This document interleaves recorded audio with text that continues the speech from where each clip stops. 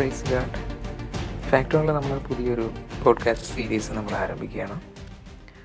പലപ്പോഴും ഈ സെലിബ്രിറ്റീസിൻ്റെയൊക്കെ ലൈഫിൽ നടക്കുന്ന എല്ലാ കാര്യങ്ങളും വാർത്തയാവാറുണ്ട്. വാർത്ത എന്നല്ല, മാധ്യമങ്ങളിൽ അതൊരു ആഘോഷമാവാറുണ്ട്. അവരുടെ വിവാഹമാവട്ടെ, വിവാഹമോചനമാവട്ടെ, കുട്ടി ഉണ്ടായതായിക്കോട്ടെ, ഇനി കുട്ടിയുടെ വളർച്ചയുടെ ഓരോ ഘട്ടങ്ങളും അവർ വളരെ പ്രാധാന്യത്തോടു കൂടെ റിപ്പോർട്ട് ചെയ്യാറുണ്ട്. എന്നാൽ ഈ സെലിബ്രിറ്റീസിൻ്റെ വാർത്തകൾ എടുക്കുന്നത് പോലെ തന്നെ പ്രാധാന്യം കൊടുത്ത് വാർത്തകൾ ഇടാറുള്ള ഒരു കൂട്ടരാണ് LGBT കമ്മ്യൂണിറ്റിയിലുള്ള ആളുകൾ. നമുക്കറിയാം, സുവർഗാനുരാഗികൾ, അതുപോലെ ട്രാൻസ്ജെൻഡേഴ്സ് ആയിട്ടുള്ളവർ, ബൈസെക്ഷൽസ് ആയിട്ടുള്ളവർ, ഇവരടങ്ങുന്ന ഒരു കമ്മ്യൂണിറ്റീനെയാണ് നമ്മൾ LGBT എന്ന് പറയുന്നത്. അപ്പോൾ ഇവരുടെ ജീവിതത്തിലെ ഓരോ കാര്യങ്ങൾ, ഇവർ വിവാഹം കഴിക്കുന്നു, ഇവർക്ക് കുട്ടി ഉണ്ടാകുന്നു, അല്ലെങ്കിൽ അതുമായി ബന്ധപ്പെട്ട് എന്തെങ്കിലും ഒരു കാര്യമുണ്ടെങ്കിൽ ഈ സെലിബ്രിറ്റീസിൻ്റെയൊക്കെ കാര്യങ്ങൾ എടുക്കുന്ന അതേ ഒരു ആഘോഷത്തോടു കൂടിയാണ് മാധ്യമങ്ങളിൽ ഏറ്റെടുക്കാറ്. പലപ്പോഴും ബൈബിളിൽ വിശ്വസിക്കുന്ന അല്ലെങ്കിൽ ക്രിസ്ത്യൻസ് ആയിട്ടുള്ള ആളുകൾക്ക് ഈ ഒരു വിഷയം എങ്ങനെയാണ് കൈകാര്യം ചെയ്യേണ്ടത്, നമ്മളിതിനോട് എങ്ങനെ പ്രതികരിക്കണം, അല്ലെങ്കിൽ നമ്മളിത് എങ്ങനെ ആക്സെപ്റ്റ് ചെയ്യണം എന്നുള്ളതിനെ കുറിച്ചൊക്കെ കൺഫ്യൂഷൻ ഉണ്ടാവാറുണ്ട്. പ്രത്യേകിച്ച് യുവതലമുറകൾ അല്ലെങ്കിൽ സ്റ്റുഡൻസ് ആയിട്ടുള്ളവർക്ക് പലപ്പോഴും ഈ ഒരു കാര്യത്തെ അനുകൂലിച്ച് മുമ്പോട്ട് വരുന്നത് ഇത്തരത്തിലുള്ള സെലിബ്രിറ്റീസ് തന്നെയായിരിക്കും. അല്ലെങ്കിൽ സമൂഹത്തിൽ കുറച്ച് വിലയുള്ള, സമൂഹം കുറച്ച് റെസ്പെക്റ്റ് ചെയ്ത് അങ്ങനെ കാണുന്ന ആളുകളൊക്കെ ആയിരിക്കും ഇവരുടെ കാര്യങ്ങളെയൊക്കെ വളരെ അനുകൂലിച്ചും അതിനെ പ്രോത്സാഹിപ്പിച്ചുകൊണ്ടുമൊക്കെ മുൻപോട്ട് വരുന്നത്. അപ്പോൾ അതുകൊണ്ട് തന്നെ അവർ പറയുന്ന കാര്യങ്ങൾക്കൊരു പൊതു സ്വീകാര്യതയുണ്ട്. ഇതെല്ലാം കേൾക്കുമ്പോൾ നമ്മുടെ കുട്ടികൾ ഇതെന്താ ഇവർ പറയുന്നത് ശരിയാണല്ലോ, അല്ലെങ്കിൽ നമുക്ക് അതിനെയൊക്കെ അടച്ചങ്ങ് തള്ളിക്കളയാൻ പറ്റുമോ, ഇങ്ങനെയുള്ള കൺഫ്യൂഷൻസാണ് പലപ്പോഴും. ഇനി വ്യക്തിപരമായിട്ട് ഒരാൾ നമ്മളോട് സംസാരിക്കുകയാണെങ്കിൽ, പ്രത്യേകിച്ച് നമ്മളൊരു ക്രിസ്ത്യൻ ആണെന്നൊക്കെ അറിഞ്ഞു കഴിഞ്ഞാൽ നമ്മളോട് മിക്കവാറും പറയുന്നത് ഇങ്ങനെയായിരിക്കും: ദൈവം സ്നേഹമാണെന്നല്ലേ നിങ്ങൾ പറയുന്നത്, അല്ലെങ്കിൽ പരസ്പരം സ്നേഹിക്കണം എന്നല്ലേ നിങ്ങളോട് പറയുന്നത്. അപ്പോൾ സ്നേഹിക്കുന്നത് തെറ്റാണോ? സ്നേഹത്തിനങ്ങനെ ആണ് പെണ്ണെന്നൊക്കെ ഉണ്ടോ? അപ്പോൾ സ്നേഹിക്കുന്നതിനെ നിങ്ങൾ എന്തിനാണ് എതിർക്കുന്നത്? അല്ലെങ്കിൽ ഇത്തരത്തിലുള്ള കാര്യങ്ങൾ പറഞ്ഞുകൊണ്ടായിരിക്കും ഈ വിഷയം എടുക്കുന്നത്. അപ്പോൾ അങ്ങനെ വരുമ്പോൾ തന്നെ നമ്മൾക്കിതിനോട് എന്ത് പറയണമെന്ന് നമുക്ക് പലപ്പോഴും അറിഞ്ഞുകൂടാ. അവർ പറയുന്നത് ശരിയല്ലേ? ഇങ്ങനെയൊക്കെയുള്ള ഒരു രീതിയിൽ, അങ്ങോട്ടും ഇങ്ങോട്ടും തൊടാത്ത രീതിയിൽ, വ്യക്തമായിട്ടുള്ളൊരു സ്റ്റാൻഡ് എടുക്കാൻ പറ്റാത്ത രീതിയിലൊക്കെയാണ് മിക്കവാറും ആളുകൾ ഈ ഒരു വിഷയത്തിലായിരിക്കുന്നത്. അപ്പം അതുകൊണ്ട് തന്നെയാണ് ഇങ്ങനെയൊരു സീരീസ് നമ്മൾ ചെയ്യുന്നത്. ബൈബിള് എന്താ പറയുന്നത്? ഒരു ക്രിസ്ത്യാനി എന്നുള്ള നിലയിൽ, ബൈബിൾ വിശ്വസിക്കുന്ന ഒരു വ്യക്തി എന്നുള്ള നിലയിൽ ഈ കാര്യത്തിൽ നമ്മളുടെ സ്റ്റാൻഡ് എന്തായിരിക്കും? ഇതാണ് നമ്മൾ ഈ വരുന്ന എപ്പിസോഡുകളിൽ ഡിസ്കസ് ചെയ്യാൻ ആഗ്രഹിക്കുന്നത്. ഈ എപ്പിസോഡിൽ നമ്മൾ അതിൻ്റെ ഒരു ഇൻട്രൊഡക്ഷൻ പറയുന്നു എന്ന് മാത്രം. അപ്പോൾ ഇതിനെക്കുറിച്ച് നമ്മൾക്ക് പറയാൻ പറ്റണമെങ്കിൽ ആദ്യം ദൈവം എങ്ങനെയാണ് മനുഷ്യനെ സൃഷ്ടിച്ചത്, അല്ലെങ്കിൽ മനുഷ്യനെ കുറിച്ച് ദൈവത്തിൻ്റെ ഉദ്ദേശം എന്തായിരുന്നു, ദൈവത്തിൻ്റെ പ്ലാൻ എന്തായിരുന്നു എന്നുള്ളത് നമ്മൾ ആദ്യം നോക്കണം. കാരണം അതിൽ നിന്നുകൊണ്ടാണ് നമുക്ക് ബൈബിള് അടിസ്ഥാനമാക്കിയിട്ട് എങ്ങനെ ഈ ഒരു വിഷയത്തെ കാണാമെന്ന് മനസ്സിലാക്കാൻ പറ്റുകയുള്ളൂ. അപ്പോൾ നമുക്ക് ഇന്ന് ആദ്യം ദ ബുക്ക് ഓഫ് ജെനസിസ്, അല്ലെങ്കിൽ ഉൽപ്പത്തി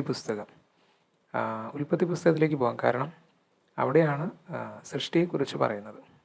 അപ്പം മനുഷ്യനെ എങ്ങനെയാണ് ദൈവം സൃഷ്ടിച്ചത്, അവനെക്കുറിച്ച് എന്താ ദൈവം ഉദ്ദേശിച്ചിട്ടുള്ളത് എന്നുള്ളത് അവിടെയാണ് പറയുന്നത്. നമ്മൾ ഉൽപ്പത്തി പുസ്തകത്തിലെ 1-ാമത്തെ അധ്യായത്തിലെ 27-ാമത്തെയും 28-ാമത്തെയും വാക്യങ്ങൾ വായിച്ചാൽ അതിലിങ്ങനെയാണ് പറയുന്നത്: ഇങ്ങനെ ദൈവം തൻ്റെ സ്വരൂപത്തിൽ മനുഷ്യനെ സൃഷ്ടിച്ചു, ദൈവത്തിൻ്റെ സ്വരൂപത്തിൽ അവനെ സൃഷ്ടിച്ചു, ആണും പെണ്ണുമായി അവരെ സൃഷ്ടിച്ചു. ദൈവം അവരെ അനുഗ്രഹിച്ചു: നിങ്ങൾ സന്താനപുഷ്ടിയുള്ളവരായി പെരുകി ഭൂമിയിൽ നിറഞ്ഞ് അതിനെ അടക്കി സമുദ്രത്തിലെ മത്സ്യത്തിന്മേലും ആകാശത്തിലെ പറവജാതിന്മേലും സകല ഭൂചര ജന്തുവിന്മേലും വാഴുവിനെന്ന് അവരോട് കൽപ്പിച്ചു. അപ്പോൾ ഇവിടെ വളരെ വ്യക്തമായിട്ട് പറയുന്നുണ്ട്, ദൈവം തൻ്റെ സ്വരൂപത്തിൽ മനുഷ്യനെ സൃഷ്ടിച്ചു, ദൈവത്തിൻ്റെ സ്വരൂപത്തിൽ അവനെ സൃഷ്ടിച്ചു എന്ന് പറഞ്ഞിട്ട് പിന്നെ പറയുന്നത് ആണും പെണ്ണുമായി അവരെ സൃഷ്ടിച്ചു. അപ്പോൾ ദൈവത്തിന് ഒരൊറ്റ ആളായിട്ട് മനുഷ്യനെ സൃഷ്ടിക്കാമായിരുന്നു. പക്ഷേ ഒരിക്കലും അങ്ങനെയല്ല ചെയ്തത്. ആണും പെണ്ണുമായിട്ട് അവരെ സൃഷ്ടിച്ചു. അപ്പോൾ വ്യക്തമായ വ്യത്യസ്തതയോടുകൂടെ, എന്നാൽ ഒരു മനസ്സോടെ ഒരു ശരീരം പോലെ പ്രവർത്തിക്കാവുന്ന നിലയിൽ ഐക്യതയോടുകൂടെയാണ് മനുഷ്യനെ സൃഷ്ടിച്ചത്. എന്തിനായിരിക്കും അങ്ങനെ രണ്ടായിട്ട് സൃഷ്ടിച്ചത്? സ്വയം പ്രത്യുൽപാദനം നടത്താൻ കഴിയുള്ള ഒരു ഒറ്റ വ്യക്തിയായിട്ട് സൃഷ്ടിച്ചാൽ പോരായിരുന്നു. എന്തുകൊണ്ട് ദൈവം അങ്ങനെ സൃഷ്ടിച്ചു എന്ന് ചോദിച്ചാൽ, ദൈവം ഒരു മനുഷ്യനെ മാത്രമല്ല അവിടെ സൃഷ്ടിക്കുന്നത്, മറിച്ച് മനുഷ്യൻ എങ്ങനെ മുമ്പോട്ട് പോകണം, അവിടെ ഒരു വ്യവസ്ഥിതി കൂടിയാണ് സൃഷ്ടിക്കുന്നത്. മനുഷ്യനെ സൃഷ്ടിക്കുമ്പോൾ അവന് ഒരു സിംഗിൾ എൻറ്റിറ്റി ആയിട്ട് അങ്ങനെ മുമ്പോട്ട് പോകാൻ ദൈവം ആഗ്രഹിക്കുന്നില്ല. മറിച്ച് മനുഷ്യനെ സൃഷ്ടിക്കുമ്പോൾ അവൻ മുമ്പോട്ട് പോകേണ്ട ഒരു വ്യവസ്ഥിതിയുണ്ട്, അവൻ്റെ ഒരു ആവാസ വ്യവസ്ഥ. ഫാമിലി എന്ന് പറയുന്ന, കുടുംബം എന്ന് പറയുന്ന ഒരു വ്യവസ്ഥയോട് കൂടെയാണ് മനുഷ്യനെ ദൈവം സൃഷ്ടിക്കുന്നത്.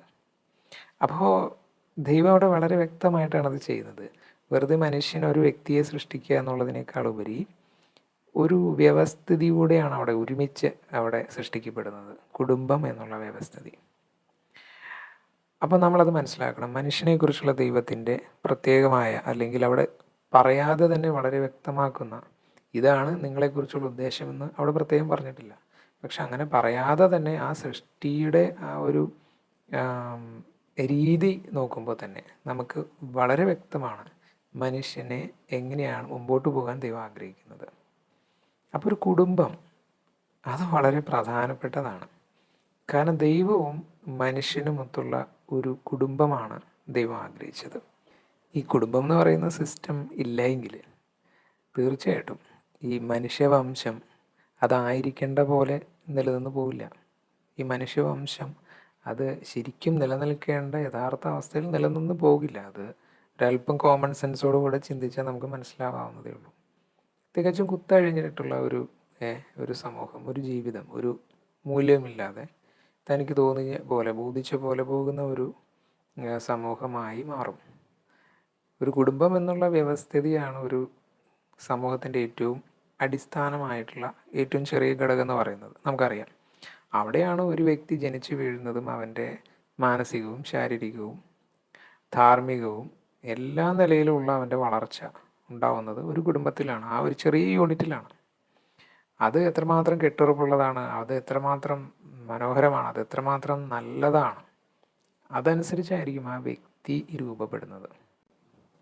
ദൈവം എത്ര കൃത്യതയോടുകൂടി, അല്ലെങ്കിൽ എത്ര പെർഫെക്റ്റ് ആയിട്ടാണ് ഒരു കുടുംബം എന്ന് പറയുന്ന ഒരു സിസ്റ്റത്തെ ഡിസൈൻ ചെയ്തിരിക്കുന്നത്.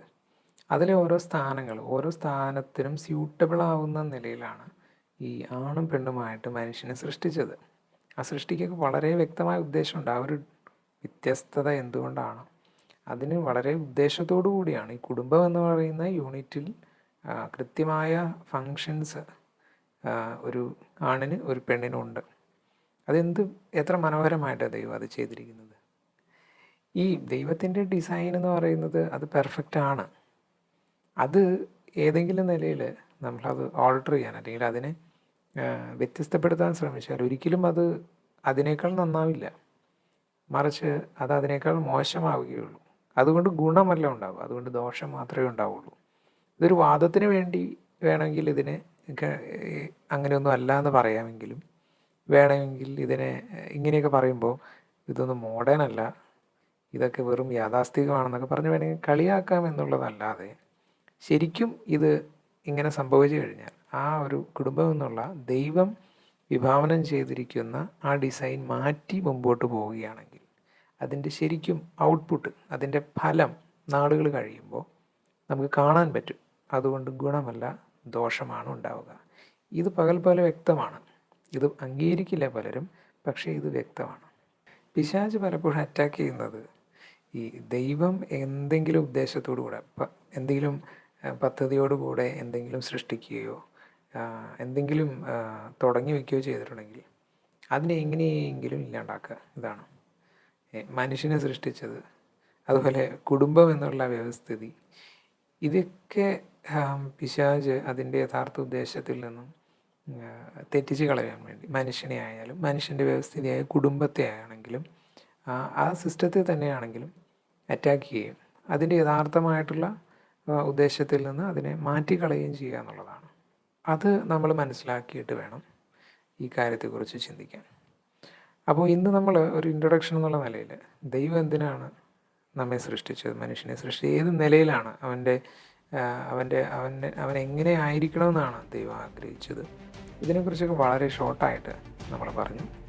ഇനിയുള്ള എപ്പിസോഡുകളിൽ കൂടുതലായിട്ട് ഇതിനെക്കുറിച്ച് നമുക്ക് സംസാരിക്കാം. അതുവരെ ദൈവം നിങ്ങളെ അനുഗ്രഹിക്കട്ടെ.